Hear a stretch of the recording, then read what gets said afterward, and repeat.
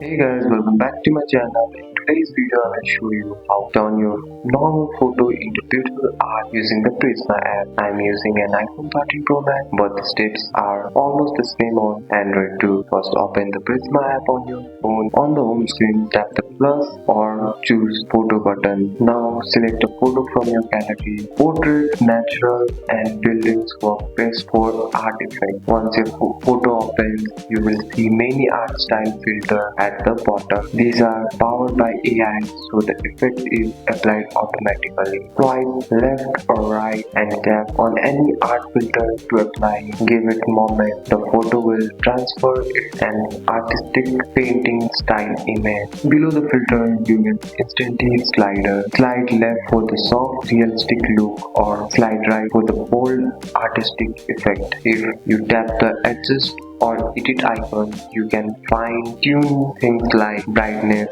contrast, saturation. This helps the art look more balanced. You can also press and hold the image to see the original photo, then release to see the art version. Once you are happy with the result, tap done or next, then tap save to store the artwork on your iPhone. That's it. That's all for today's video, guys. If you found this video helpful, drop a like and subscribe for more videos. Thanks for watching. See you in next one.